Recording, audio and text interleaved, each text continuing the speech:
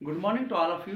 आज हम आवर्तबीजी जो पौधे हैं उनकी मॉर्फोलॉजी में स्टेम का अध्ययन करेंगे। आउटर अपीयरेंस जो फ्लावर होते हैं, रूट होते हैं, स्टेम होता है।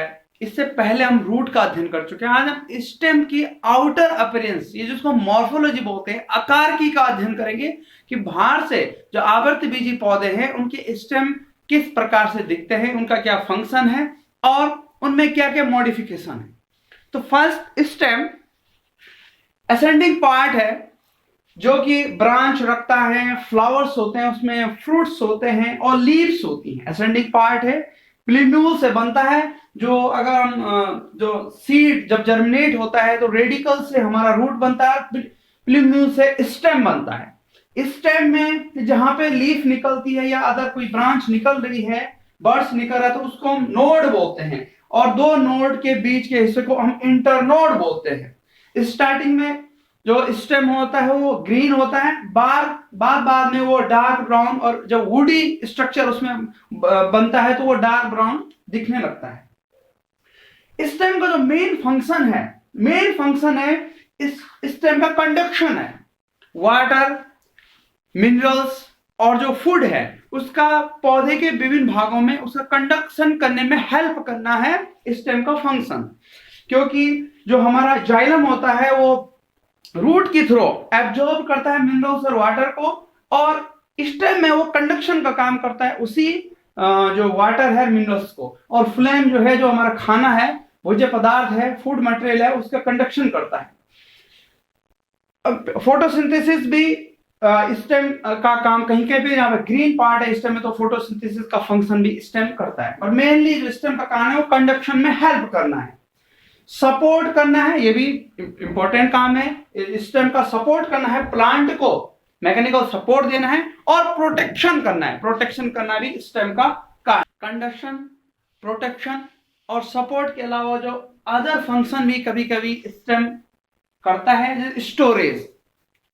एग्जाम्पल के लिए ट्यूबर, आलू जिसको हम कंद बोलते हैं, राइजोम, प्रकंद जो कि हल्दी और अदरक में पाया जाता है, कोलोकोशिया, कॉर्म, उसमें घनकंद जिसको हम कहते हैं पाया जाता है। वो स्टोरेज भी है, फूड, खाद्य पदार्थों को संचय करता है, उनको हम खाते हैं।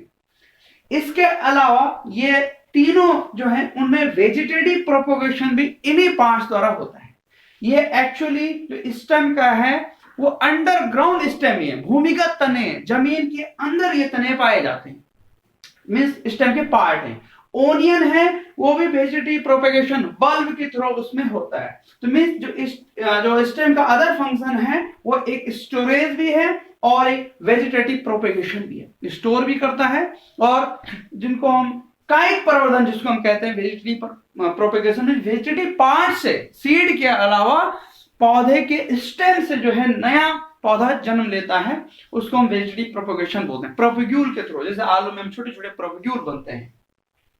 मॉडिफिकेशन फर्स्ट है अंडरग्राउंड स्टेम, मींस जो स्टेम है उसका रूपांतरण हो रखा है, वो चेंज हो रखा है, वो जमीन के अंदर स्टेम है। तो इसके एग्जांपल ट्यूबर है, राइजोम है, कॉर्म है और बल्ब है, ये सारे अंडरग्राउंड स्टेम के एग्जांपल हैं। इनमें से जो इनमें ये स्टोरेज और वेजिटेटिव प्रोपेगेशन दोनों का कार्य करते हैं। टेंड्रिल, जो स्टेम टेंड्रिल है, कुकुरबिटेसी फैमिली के मेंबर्स में, एग्जांपल के लिए ककड़ी हो गया, कद्दू हो गया, उनमें जो स्टेम है उसका आगे का पार्ट जो है वो सपोर्ट इस फॉर्म में, टेंड्रिल के फॉर्म में सपोर्ट करने के काम आता है, पकड़ने के लिए, ताकि वो आगे वो प्लांट बढ़ सके। थॉर्न के रूप में, कांटे के रूप में कभी कभी स्टेम बदल जाता है, प्रोटेक्शन करने के काम आता है, किसी एनिमल से वो अपना बचाव करते हैं, सिट्रस फ्रूट में और बोगनविलिया जो प्लांट में जो है स्टेम के पार्ट जो है कांटे में भी बदल जाते हैं।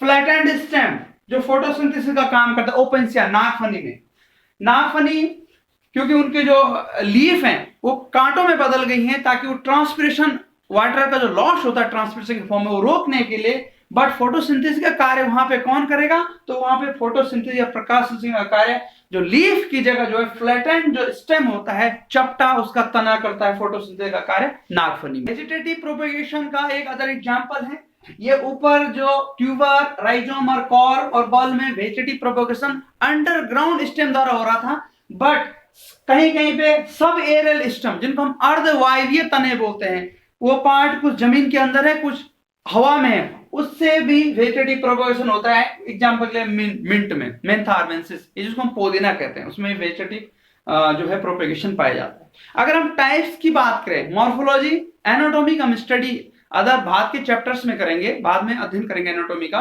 मॉर्फोलॉजिकली भी हम देखें तो जो दो टाइप के स्टेम होते हैं फ्लावरिंग प्लांट्स में, डाइकोटिलेडोनस स्टेम और मोनोकोटिलेडोनस स्टेम। डाइकोटिलेडोनस के ज्यादा स्टेम वुडी होते हैं। वुडी क्यों होते हैं? क्योंकि इनमें सेकेंडरी ग्रोथ, जिसको हम द्वितीयक वृद्धि कहते हैं, वो पाई जाती है। सेकेंडरी ग्रोथ में सेकेंडरी जाइलम और सेकेंडरी फ्लोएम कैम्बियम की कोशिकाओं द्वारा बनते हैं, सेकेंडरी ग्रोथ के द्वितीयक वृद्धि के थ्रू। और जब ये सेकेंडरी टिश्यूज बनते हैं तो उनका स्टेम जो है वुडी हो जाता है। और इसके अगेंस्ट, इसके विपरीत जो मोनोकोटिलेडोनस का स्टेम होता है वो वुडी नहीं होता है, उसमें सेकेंडरी ग्रोथ नहीं पाई जाती है।